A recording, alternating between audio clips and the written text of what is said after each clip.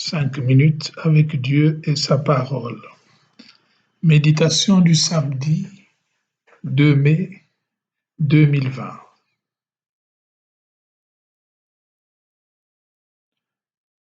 Voulez-vous vous en aller vous aussi? Alors Jésus dit aux 12, voulez-vous vous en aller vous aussi? Simon-Pierre lui répondit, Seigneur, à qui irions-nous? Tu as les paroles de la vie éternelle. Quant à nous, nous croyons et nous savons que tu es le Saint de Dieu.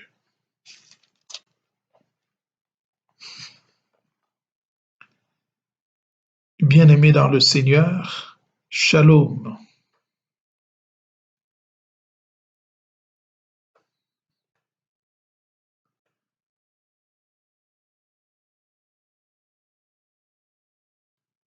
Comme nous venons de l'entendre,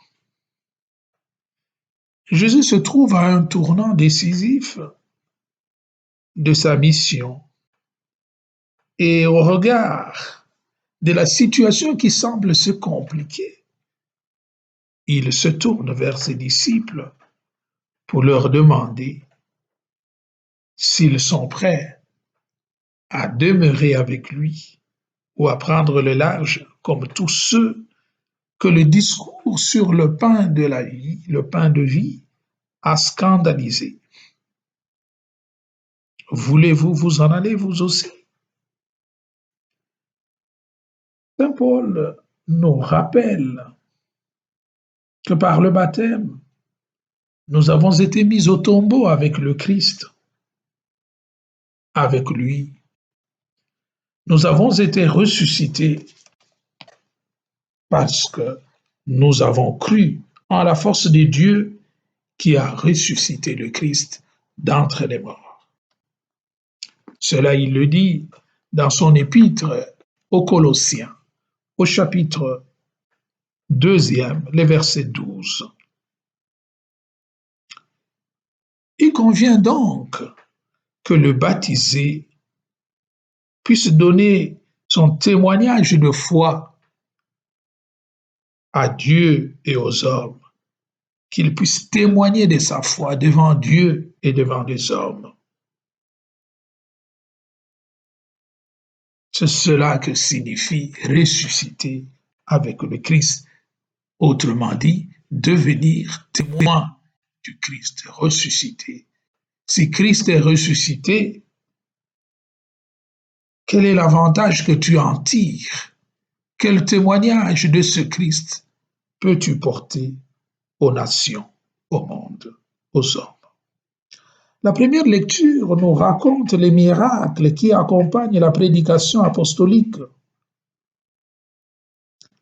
Ces miracles affermissent et donnent sécurité aux apôtres et apportent des conversions dans la mesure où les miracles prouvent que la puissance qui animait Jésus est la même qui est maintenant communiquée aux apôtres. Dans l'Évangile, la parole de Jésus, ou comme on dit les discours sur le pain de vie, déconcertent plus d'un. Ils mettent en mal ses auditeurs lorsque Jésus dit que mon corps est la vraie nourriture et mon sang est le vrai breuvage. Si vous ne mangez pas la chair du Fils de l'homme et si vous ne buvez pas son sang, vous n'aurez pas la vie en vous. Et alors, ces propos déstabilisent ses auditeurs. Un langage aussi dur apparaît inacceptable et inadmissible pour la raison humaine. Voilà pourquoi les gens se départissent de lui. Curieusement, ce ne sont pas les scribes et les pharisiens, ils sont les professionnalistes de la contestation a trouvé que les paroles de Jésus sont intolérables. Son audace met les gens à mal. Mais cette fois, figurez-vous, ce sont les disciples qui disent que c'en est trop. Ils ne peuvent plus accepter. C'est inadmissible ce que dit Jésus. Alors, cet épisode montre que le moment où nous sommes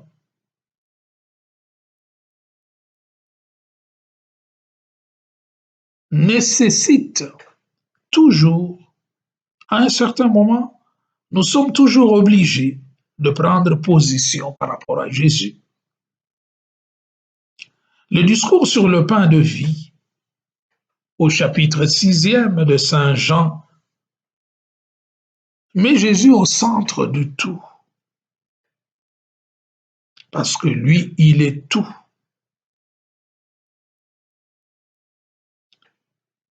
Autour de lui tournent comme des satellites tous les apôtres, et surtout les apôtres qui ont découvert leur vocation, et à la découverte de leur vocation, ils étaient contents et enthousiastes de dire, rappelez-vous André qui vient rapporter à son frère Simon au début que nous avons vu le Messie dans Jean 1, 41. Et maintenant, ce sont les mêmes apôtres qui sont devant une décision qu'ils doivent prendre. Ils doivent faire un choix. Le chrétien, oui, devant Jésus, doit apprendre à faire un choix, ou pour Jésus, ou contre Jésus. Nous ne devons pas rester sans position devant Jésus. Les paroles de Jésus, sa communication doit nous faire prendre position, pour ou contre. Alors, c'est pour ça que Jésus demande aux apôtres, voulez-vous vous en aller vous aussi? Jésus avait parlé du pain de vie, parce que c'est lui qui nourrit. Sa parole nourrit, ses paroles nourrissent. Jésus nous demande donc de nous nourrir de lui, de nous nourrir de sa parole, de nous nourrir de l'Eucharistie, le sacrement par lequel il se donne à nous en nourriture.